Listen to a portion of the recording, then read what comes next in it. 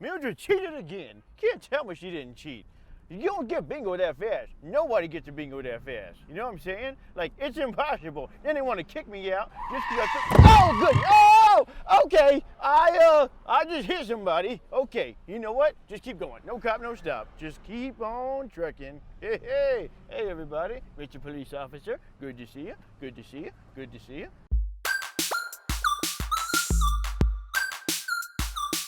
Hey, thanks for watching Ye Mother, where we are helping you live life better God's way. Today we're talking about how to handle a bad day, a bad time of life, short, long, in between. How do you deal with struggles? Whether it's failing a test you studied for, breaking your arm, not making the team you tried out for, or working through your parents' divorce. There's no getting around it. Life is going to have some hard seasons. We're going to struggle. Jesus even said, when you're living in this world, you're going to have hard times. Jesus had them, I have them, Mother Teresa has them, Beyonce has them. Dominic doesn't have them though. It's weird. I don't know why. Well, sweet mercy, boy, what happened to you? Looks like you got beat up by a pack of woodchucks. What's a woodchuck? A woodchuck's will beat you up, obviously. I just had the most horrible day of my life.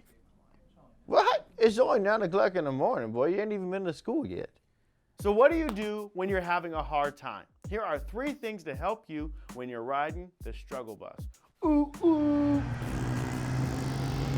Number 1, let it out and let it go. Talk to God about it. Tell him everything, your frustrations, hurts, fears, all of it. God wants you to talk to him. David was one of the most emotional dudes in the Bible, and he said, my family rejected me. People even make fun of me for loving you, God. When I struggle, nobody cares. People are always talking bad about me. He was venting to God about how hard his life was. But David also has a habit of praising God in the end after he's complained to God. The key is to not lock it up inside and say you're fine. You're not fine. If you were fine, you would be sitting in a ditch, crying, and eating ice cream right now. On the inside, at least. You're doing that on the inside. Yeah. So talk to God or your pastor, leader, parent, or someone you trust about what you're dealing with. Number 2, remember God's promise. Romans 8:28 says, all things work together for good to those who love him and are called according to his purpose.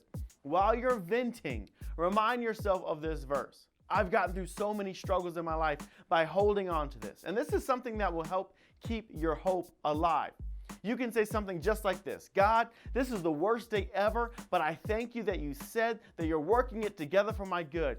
Help me. I choose to trust you. Do it as much as you need. You might say it crying, screaming, snot running out your nose, but keep speaking the truth.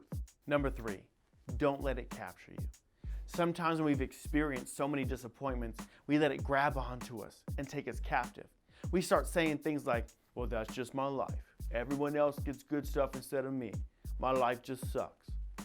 When we do that, not only do we lose our hope, we lose our brightness as Christians and representatives of Jesus. We lose our ability to get out of struggle.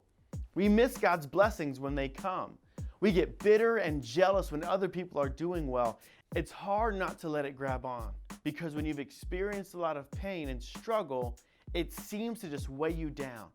But you have to make a choice to remain grateful, to remember God's promises, and to persevere. I just had the most horrible day of my life. What? It's only 9 o'clock in the morning, boy. You ain't even been to school yet. First, I walked out of the house and stepped in a puddle in my new white shoes. What do you mean a puddle? It didn't rain last night. Exactly. Daryl from next door's been peeing outside again. Then I walked out trying to get some hot chocolate, and guess what? It's too hot, so I spilled it all over my shirt. Then I was walking to school, just trying to do a TikTok, and then I ran to a telephone pole and busted my nose, and that made me drop my phone and crack it. Then Mr. Jameson left the gate open again, and his dog chased me. I had to climb a tree. I lost my backpack. I lost my homework in it. Then, while I was in the tree, my girlfriend broke up with me. Then I was crossing the street, just trying to get to school, no homework, no nothing, and a dude in a big old white SUV just like yours, Grandpa, hit me. He hit me. I want to encourage you with this. Never make a permanent decision for a temporary problem, even if the problem feels permanent. You never know when God is about to change things around. You never know when God is going to shift your life. He loves you. He has good plans for you. You're going to make it through. Hey, thanks for watching Geek Mother. Make sure you like, share, subscribe, all those good things. And if you don't have the 418 Revolution app, you need this. We've got devotionals, playlists, videos, sermons, podcasts, so many things to help you grow with God and answer your questions. So go download it on Android, Apple. The link is in the description. We will see you next time. That sounds pretty bad. You know, I would keep that getting hit by the car thing just between the two of us. Why? No reason. Well, what if I have to go to the doctor? You don't need no doctor, boy. You look fine. You walked in here, didn't you? Drink some hot chocolate. You'll feel better.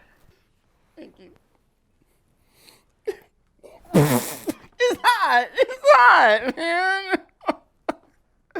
It's stupid. It's stupid. I want to go to sleep. Start over tomorrow.